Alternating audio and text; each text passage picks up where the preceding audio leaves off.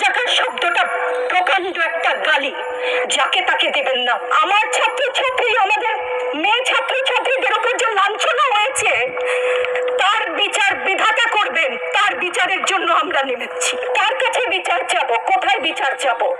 আমরা ঘৃণা জানাই। আমার কথা আমি বলতে পারবো না, আপনি তুলে নিয়ে যাবেন। প্রতিবাদ করতে পারবো না, ভিন্ন মত প্রকাশ করতে পারবো না, আপনি আমাদেরকে রাজাকার বলে গালি দিবেন। ছাত্রছাত্রীদের উপর জুলুম বন্ধ না করলে পরিণতি ইতিহাস বলে দেয় কারো জন্য ভালো হয় না। এখন আমাদের সাথে আমাদের প্রিয় সহকর্মী চৌধুরী সাইমা ফেরদৌস, আমাদের ইনস্টিটিউট অফ বিজনেস অ্যাডমিনিস্ট্রেশন থেকে, উনি সংক্ষেপে তার অনুভূতি বলবেন। আসসালামু আলাইকুম সবাইকে। আমার বলবার অনেক কিছু আছে, সংক্ষিপ্ত করার কথা আমি খেয়ে হারাচ্ছি। আমি কোনটা বলবো আর কোনটা বলবো না, সেটা আমার ঘৃণা। আজকে আমার কিছু প্রশ্ন আছে সবার কাছে, দেশবাসীর কাছে তো করবো না, যাদের কাছে করবার তারা বুঝে নিবেন। আমি ইতিহাসের শিক্ষক না, কিন্তু ইতিহাস জেনে বড় হয়েছি। আমার জন্ম ৭১-এর পরে, কিন্তু বই খাতা থেকে সরাসরি যুদ্ধে, ভাষা আন্দোলনে যারা অংশগ্রহণ করেছিলেন তাদের কাছ থেকে শোনা শিক্ষা থেকে জানি মুক্তিযুদ্ধের চেতনা কি, ভাষা আন্দোলনের চেতনা কি ছিল।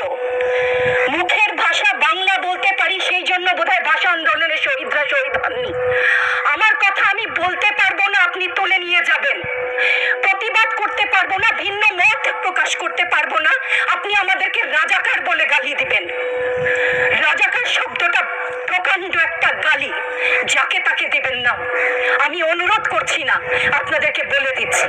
ছাত্রদের কথায় আমি কিছুটা পরে আসছি, সেখানে আমাদের সহকর্মীরা যারা বলেছেন সেখানে আমি পূর্ণ একমত। আমাকে একটু বলে দেবেন আপনারা, মুক্তিযুদ্ধের চেতনা কি ছিল দেশের হয়ে? আপনারা বলবেন যে যারা শুধুমাত্র আমার বাবা মুক্তিযোদ্ধা ছিলেন, তাই আমার অধিকার প্রাপ্য অনেক কিছু, সেখানে পূর্ণ সহমত।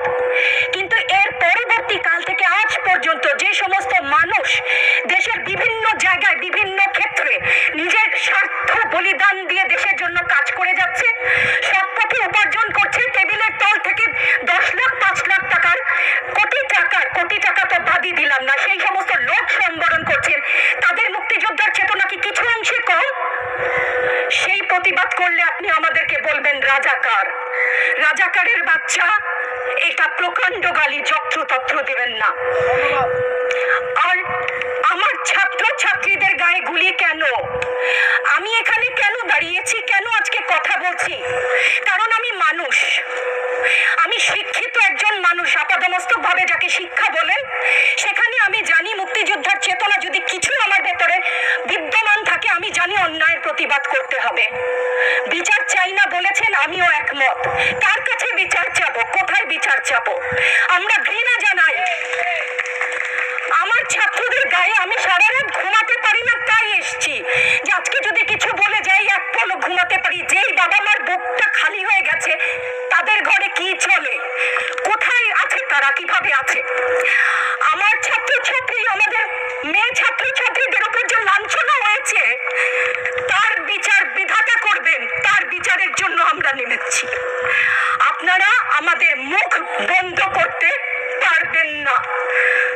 মুক্তিযুদ্ধের চেতনা থেকে জানি, আমরা জন্মেছি একবার, মরবো একবার। ভয় দেখাবেন না।